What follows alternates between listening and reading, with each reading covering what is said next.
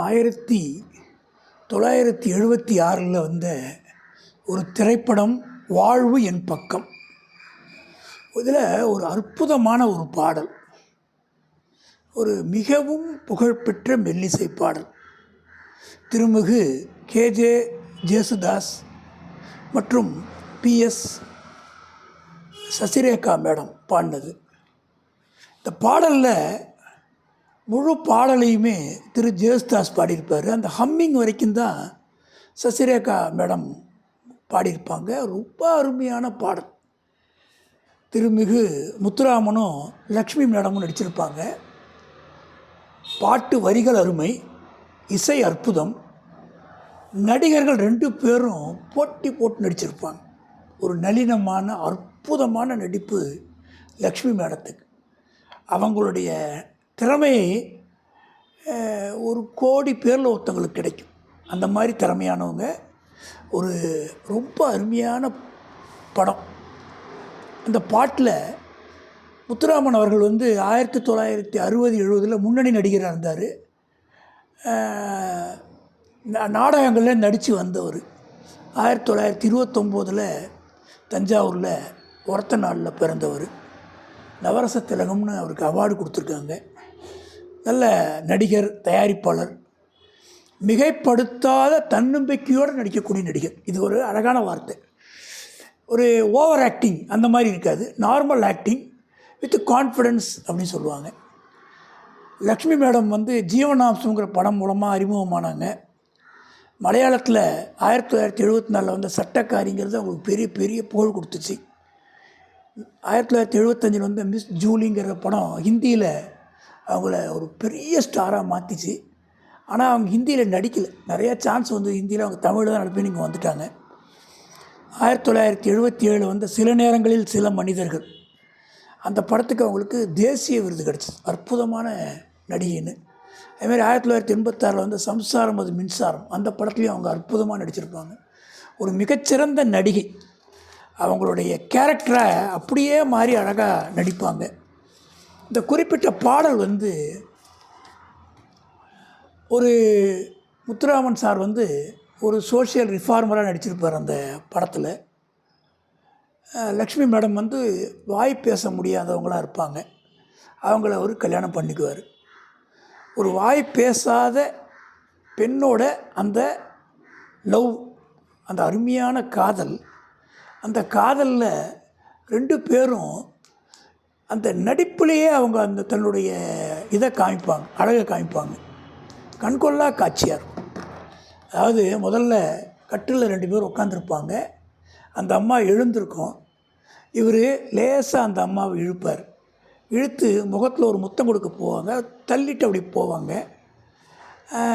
நேராக அப்படியே என்ன பண்ணுவாங்கன்னா, கொஞ்சம் நடந்து போய் பக்கத்தில் இருக்கக்கூடிய ஒரு வீணையில் அவங்க இடது கையால் அப்படியே வீணையை லேசாக வாசிப்பாங்க. ஒரு ஷாட்டுமே அருமையாக இருக்கும், பார்க்குறதுக்கே அழகாக இருக்கும். அந்த அந்த கலைநயமாக இருக்கும். 2 பேருடைய நடிப்பும் அற்புதமாக இருக்கும். அந்த இடது கையில் அவங்க பாருங்கள், முகத்தில் அவர் 2 கையால் முகத்தில் அப்படியே கை வச்சு அந்த பெண்ணை இழுத்து ஒரு முத்தம் கொடுக்க முயற்சி பண்ணுவார். அந்த பொண்ணு விலகி ஓடும். அழகாக இருக்கும், எல்லாமே நளினமாக இருக்கும். அப்போ அந்த வீணையில் போய் கை வைப்பாங்க. அப்போ தான் அந்த பாட்டை அவர் பாட ஆரம்பிப்பார். ஆண்மகன் வீணை பேசும், அதை மீட்டும் விரல்கள் கண்டு, தென்றல் பேசும், அது மோதும் மலர்களில் நின்று. வீணை பேசும், அதை மீட்டும் விரல்களை கண்டு, தென்றல் பேசும், அது மோதும் மலர்களில் நின்று. அந்த வீணை கை வாசித்தாலே அழகாக இருக்குது. அதை வாசிக்கிறவங்களுடைய திறமையை பொறுத்து இருக்குதுன்னு சொல்லுவாங்க. ராவணன் வீணையை வாசித்தா இயற்கையே அழகாயிடும் அப்படின்வாங்க. வீணைங்கிறது ஒரு அற்புதமான, ஒரு ரொம்ப இனிமையான ஒரு இன்ஸ்ட்ருமெண்ட். அதை வாசிக்கிறது ரொம்ப நல்லது. அடுத்தது, நாணம் ஒரு வகை கலையின் சுகம், மௌனம் ஒரு வகை மொழியின் பதம் அப்படின்வார். அந்த பெண் நாணப்படுறத அப்படி அழகாக எடுத்துருப்பார். எடுத்துகிட்டு அந்த மௌனமாக இருக்கிறத அந்த மூக்குக்கிட்ட அந்த மேலே வாய்க்கிட்ட கை வச்சு சொல்லுவார். இந்த இடத்துல பார்க்க வேண்டியது என்னென்னா, இது இரவில் எடுக்கப்பட்ட படம். ஒரு பக்கம் சந்திரன் தெரியும், வீட்டுடைய லைட்டு ஒரு பக்கம் தெரியும். ரெண்டும் ஒரே நேரத்தில் அழகாக எடுத்திருப்பாங்க. அங்கே சந்திரன், இங்கே லைட்டு. இந்த பெண் அப்படியே வெக்கப்பட்டு நடந்து போவா. திரும்ப அவகிட்ட போய் அவர் இந்த வரிகளை சொல்லுவார். நாணம் ஒரு வகை கலையின் சுகம், மௌனம் ஒரு வகை மொழியின் பதம். இதை சொன்ன உடனே அந்த பெண் ஒரு ஹம்மிங் பண்ணுவாங்க. அந்த பிஎஸ் சசிரேகா மேடம் ரொம்ப அருமையாக பண்ணியிருப்பாங்க. அந்த இம்முன்னு ஆரம்பிக்கும், அவ்வளோ நல்லாயிருக்கும். நாணம் ஒரு வகை கலையின் சுகம், மௌனம் ஒரு வகை மொழியின் பதம். இதுக்கப்புறமா அந்த அந்த ஆண்மகன் சொல்லுவார், தீபம் எப்போது பேசும் கண்ணே, தோன்றும் தெய்வத்தின் முன்னே. நம்ம தீபம் ஏற்றி வைக்கிறோமே, அது தெய்வத்துக்கிட்ட எப்போ பேசுது? தெய்வம் சொல்லாத வார்த்தைகள் எல்லாம் தீபம் சொல்லாதோ கண்ணி. ரெண்டு பேரும் பக்கத்தில் இருக்காங்க. தெய்வம் சொல்லாத வார்த்தையெல்லாம் தீபம் சொல்லாத. அப்போ நீ பேசலைங்கிறதுனால ஒன்றும் பிரச்சனை இல்லை, நான் உங்ககிட்ட பேசுகிறேனே அப்படின்னு சொல்கிறார். வீணை பேசும் அதை மீட்டும் விரல்கள் கண்டு, தென்றல் பேசும் அதை மோதும் மலர்களில் நின்று அப்படின்னு ஒரு அருமையான அந்த இடத்துல வரும். இதுக்கப்புறமா காதல் தருவது ரதியின் கதை, கண்களில் வருவது கவிதையின் கலை. இதை சொன்ன உடனே அந்த பொண்ணு ஒரு திரும்ப ஹம்மிங் பண்ணுவாங்க.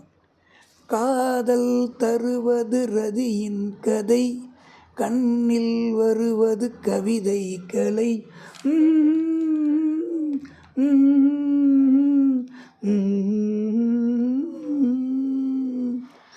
அந்த அவ்வளோ ஒரு நளினமாக இருக்கும். ஒரு காட்சியுமே நளினமாக இருக்கும். அந்த ஹம்மிங் பண்ணுற இடம் அவ்வளோ அழகாக இருக்கும். அதுக்கப்புறமா இந்த பெண்ணை அவர் அப்படி லேசாக இழுப்பார். அந்த பெண் அப்படி விலகி போவாங்க. விலகி போகும்போது திருப்பி இழுப்பார். அப்படியே சுழண்டு அழகாக அதுக்கு அந்த கை ரெண்டு பேர் இழுக்கும்போது லேசாக சுழண்டு அப்படியே பின்பக்கமாக அணைச்சி நிற்பாங்க. ஒரு அற்புதமாக இருக்கும் அந்த காட்சி பார்க்குறதுக்கு. அந்த வெக்கப்படக்கூடிய காட்சி இன்னும் நல்லாயிருக்கும். அந்த முகத்தில் கை வச்சுக்கிட்டு வெக்கப்படுற காட்சி ரொம்ப நல்லாயிருக்கும். வார்த்தை இல்லாத சரசம் கண்ணே, வாழ்வில் ஒன்றான பின்னே. அதாவது ஒரு வரிகளுமே ரெண்டு தடவை வரும். வார்த்தை இல்லாத சரசம் கண்ணே, வாழ்வில் ஒன்றான பின்னே. நம்ம ரெண்டு பேரும் ஒன்றா சேர்ந்த பிறகு வாழ்க்கையில் வர்றது குறையில்லை. அதை சொல்லிவிட்டு அந்த பெண்மணி அப்படியே லேசாக தள்ளி விடுவார். அவங்க கொஞ்சம் முன்னாடி போயிட்டு திரும்பி அதே வேகத்துக்கு திரும்பி அவர் பக்கத்தில் நிற்பாங்க. அது ஒரு அழகாக இருக்கும் அந்த இடம். அதுக்கப்புறம் அந்த கட்டிலில் போய் அந்த அம்மா உட்காரும். அவர் கதாநாயகன் பாட்டு பாடிட்டு கட்டில் அவர் தலையை அவர் அந்த அம்மா மடியில் வச்சு, தாய்மை கொண்டாடு பிள்ளையும் நானே நெஞ்சில் தாலாட்டு கண்ணி, தாய்மை கொண்டாடு பிள்ளையும் நானே நெஞ்சில் தாலாட்டு கண்ணி. ஆன அந்த ஹம்மிங்கு 3 இடத்துல வரும். 3 இடத்துலையுமே அற்புதமாக இருக்கும். திரு எம்.எஸ். விஸ்வநாதன் அவர்களை எவ்வளோ வேணாலும் பாராட்டலாம். அருமையான வரிகள் எழுதிய கண்ணதாசன் ஐயா அவர்களை மனதார வணங்கி என்னுடைய நன்றியை தெரிவிச்சுக்கிறேன். அருமையான பாடல்.